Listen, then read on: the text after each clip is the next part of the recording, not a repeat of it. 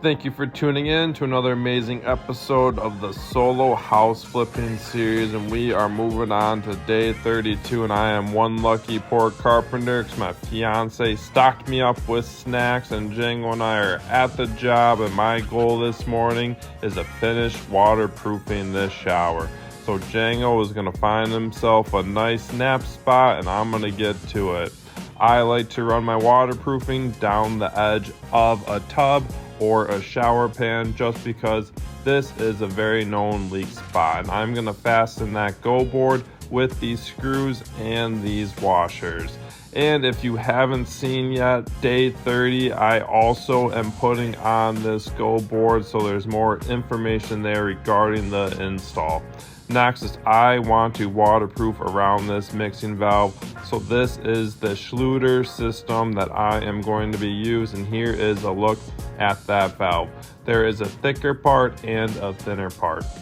The thicker part is the part that goes into the wall, so I'm just going to dry fit it, and I'm going to draw a line around with my pencil and apply that adhesive around that area and smooth it all out. I'm also going to apply some additional adhesive on the top of it, and this is what it looks like when it is all waterproofed and done. Now we have to move up top to where the shower head is coming out. I'm also going to be using the Schluter system, this nice pipe seal, which is pretty much the same concept as that other one. It will fit tightly around the new shower head, which will give it a waterproof seal.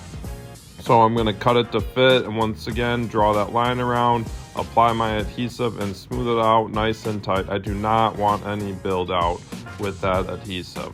And here we go, we are all waterproofed and we can move on, and Django is getting comfy because next step is to start getting these inside corners and all these horizontal seams nice and waterproof. So I'm going to run again my adhesive down that inside corner, and I'm going to be applying that GoBoard mesh tape. And let's take a closer look at that GoBoard mesh tape as well as that GoBoard adhesive. Here is that mesh tape I am going to be using, and then taking a look at this GoBoard Pro Sealant, which is definitely a nice product to use. The reason why I like to use the mesh tape is because it just adds another extra layer of protection as far as waterproofing, and it also does a very good job at strengthening the seam so that no cracking or movement will happen behind my new tile. I just like to apply some sealant directly on that seam, and then also right above it and right below it. Next, I'm going to take my putty knife and smooth that out. I'm going to apply that mesh tape and then also apply a little bit more sealant on top of it. We also need to waterproof over all these screws and washers, so I'm going to apply a little sealant, and then I'm going to go ahead and smooth it with my knife. Doing this, make sure that if there's any penetration in that GoBoard, that it's going to be all nice and tight and waterproof. And now that that's all done, we're going to check on Django. He's still napping, of course, but you know what? We're able to waterproof this shower with this close supervision. So next step is I want to get this bathroom closed in. I want to get all of this drywall on, so what I need to do is fit in my insulation and cut and screw in that drywall. In this area, I am thinking about doing some open shelves for some additional storage. Now moving on to that other wall where those pipe penetrations are coming through, and now this is going to be a little time consuming. There is a lot of measurements that need to be made, and I'm going to use my hole saw to make some nice and good hole cuts around those pipe penetrations.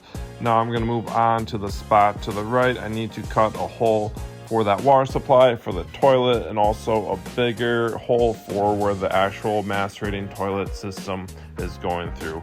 Now that all is left is just to finish up this little corner here, and we are done with drywall, and we are ready for that drywall mud, and I am happy to see this all closed up. So we are going to head upstairs, and now I also want to get the drywall on this wall, but first I want to put some of these metal nail plates on the areas that could potentially be screwed into water lines. That would not be good if I put a screw or a finish nail into this wall and cut this water line at the end of the process. Next is I want to run an electrical line for a backlit mirror. I'm just going to run this line loose for now in the wall because I'm not sure if it needs to be hardwired or if I need to put in an outlet for the mirror. Next step is just to get it hooked up into that box so that I have power. And now that that's done, I'm going to take my tester and we are good to go. And we are ready to put on the drywall. Since this is longer than 8 feet, I'm just going to put it horizontal. And this next sheet was pretty tricky because I had several penetrations and outlets to cut around, but I managed to do it first try. Now I just need to fill in those last couple pieces, and I also need to apply that corner bead, and we are good to go. And that is going to be a wrap for day 32. It is great to make some good progress, and I wouldn't have been able to do it without the close supervision of my best friend Django.